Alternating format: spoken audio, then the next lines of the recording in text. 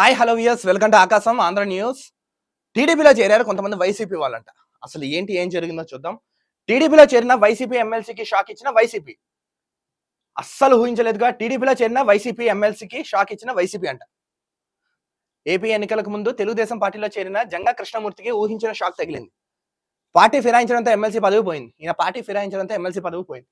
వైఎస్ఆర్సీపీ ఫిర్యాదుతో విచారణ జరిపిన శాసనమండలి చైర్మన్ మోషన్ రాజు జంగాపై అనర్హత వేశారు. ఈ మేరకు గెజెట్ నోటిఫికేషన్ విడుదల చేశారు. వైఎస్ఆర్సీపీ తరఫున ఎమ్మెల్సీ అయిన జంగా, ఈయన యాక్చువల్గా ఈ జంగానే అయిన వైఎస్ఆర్సీపీ తరఫున ఎమ్మెల్సీ అండి.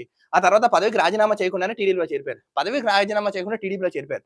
ఎమ్మెల్సీ జంగా కృష్ణమూర్తికి ఊహించిన షాక్. ఆయనపై అనర్హత వేటు వేసిన మండలి చైర్మన్ బుధవారం అర్ధరాత్రి గెజెట్ నోటిఫికేషన్ విడుదల. చూడండి, రాత్రి గెజెట్ నోటిఫికేషన్ విడుదల చేశారంట. ఏపీ ఎన్నికల్లో వైఎస్ఆర్సీపీ నుంచి పలువురు ముఖ్య నేతలు తెలుగుదేశం పార్టీలో చేరారు. వీరిలో ఆ పార్టీ సీనియర్ నేత ఎమ్మెల్సీ జంగా కృష్ణమూర్తి కూడా ఉన్నారు. జంగా కృష్ణమూర్తి కూడా ఉన్నారంటండి. ఎమ్మెల్సీ పదవికి రాజీనామా చేయకుండా జంగా కృష్ణమూర్తి టీడీపీలో చేరారు. దీంతో వైఎస్ఆర్సీపీ ఆయనపై శాసనమండలి చైర్మన్ కు ఫిర్యాదు చేసింది. ఈయన ఏంటంటే రాజీనామా చేయకుండా డైరెక్ట్ జంప్ అయిపోయారు. సో అక్కడున్న కొంతమంది ఫెలోస్ కంప్లైంట్ చేశారంటే స్పీకర్ కి శాసనమండలిలో పార్టీ ఫిరాయింపు నిరోధక చట్టం కింద జంగాపై అనర్హత వేయాలని వైఎస్ఆర్సీపీ విప్ లేలా అప్రెడ్డి కోరారు. ఈ ఫిర్యాదుపై విచారణ చేసిన శాసనమండలి చైర్మన్ కోయే మోషన్ రాజు ఎమ్మెల్సీ కృష్ణమూర్తిపై అనర్హత వేస్తూ నిర్ణయం తీసుకున్నారు. ఈ మేరకు బుధవారం అర్ధరాత్రి గెజెట్ నోటిఫికేషన్ కూడా విడుదల చేశారు. గెజెట్ నోటిఫికేషన్ నిన్న విడుదల చేశారంటే వీళ్ళు. శాసనమండలిలో జంగా కృష్ణమూర్తి విప్ గా ఉన్నారు. యాక్చువల్గా ఈయన శాసనమండలి విప్ అంటేనా, అయితే ఆయన వైఎస్ఆర్సీపీని వీడక ముందే ఆ పదవి నుంచి తొలగించిన సంగతి అందరికీ తెలిసిందే.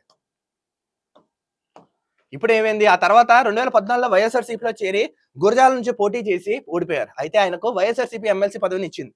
19లో గురజాల నుంచి పోటీ చేయాలని భావించిన వైఎస్ఆర్సీపీకి అవకాశం మాత్రం ఇవ్వలేదంట. అయితే 2024లో కూడా గురజాల నుంచి పోటీ చేయాలని భావించారు. కానీ టికెట్ దక్కలేదు. అలాగే గురజాల ఎమ్మెల్యే కాసు మహేష్ రెడ్డితో విభేదాలు మొదలయ్యాయి. ఈ క్రమంలో ఆయన వైఎస్ఆర్సీపీని వీడి తెలుగుదేశం పార్టీలో చేరారు. మొత్తానికి ఏంటంటే వైఎస్ఆర్సీపీని పార్టీని వీడి ఈయనకి వేశారు. బట్ ఈయన జంగా కృష్ణమూర్తి ఎవరైతే ఉన్నారో టీడీపీలో చేరారు కదా, మీకు మంచి భవిష్యత్తు ఉంది. అదే మీరు వైసీపీలో ఉంటే మీ రాజకీయ భవిష్యత్తు భూస్థాపితం అయ్యేది. కానీ మీరు ఎటువంటి ఆధారపడకండి. రేపు పొద్దున కూటమి ప్రభుత్వం, ప్రజాప్రభుత్వం రాగానే మీ అందరికీ సపోర్ట్ గా నిలబడి మీకు సముచిత స్థానాన్ని పార్టీలో కల్పిస్తారు చంద్రబాబు నాయుడు గారు. సో ఎవరు ఆధారపడకండి.